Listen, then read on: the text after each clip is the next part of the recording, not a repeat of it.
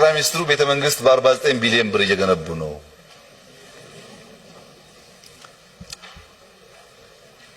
ነው። በ49 ሳይሆን በ400 በ500 ቢሊዮን ነው የሚገነቡት። ለምን 49 እንደሆነ አላውቅም።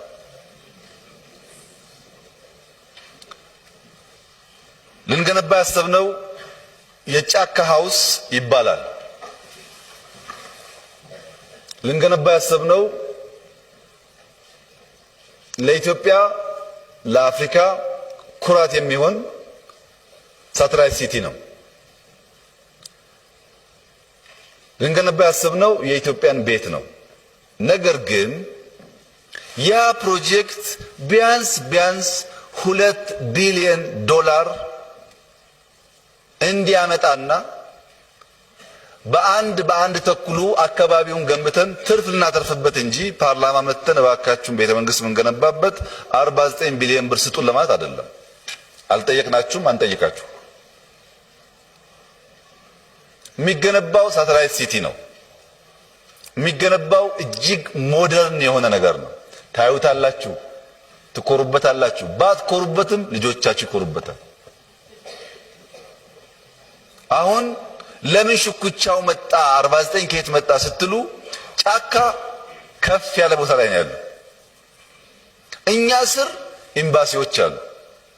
አኮረፉ ሊያዩን ነው ብለው ምሁር መሳይ የኢትዮጵያ ምሁር መሳይ ሰው እራት ጋበዙና ሰውየው በዚህ ሁሉ ኑሮ ውድነት በ49 ቢሊዮን ብር ቤተ መንግስት ሲገነባ እንዴት ዝም ብላችሁ ታያላችሁ አሏቸውና እነሱ ወጥተው ጻፉ።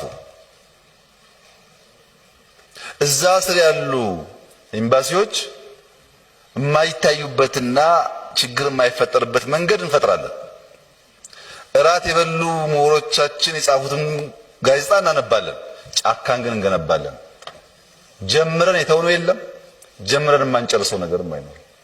ስንጨርስ የኢትዮጵያን ልማት የኢትዮጵያን ብልጽግና እንዲያፋጥን አድርገን እንጂ ግን የኢትዮጵያን ችግር እንዲያባብስ አድርገን አንሰራው።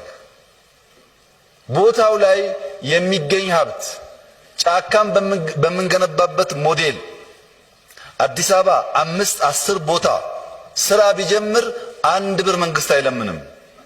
እኔ ደላላ የሚጫወትበትን መሬት ተጠቅሜ ነው የምሰራው እንጂ ከማንም የምጠይቀው ገንዘብ የለም።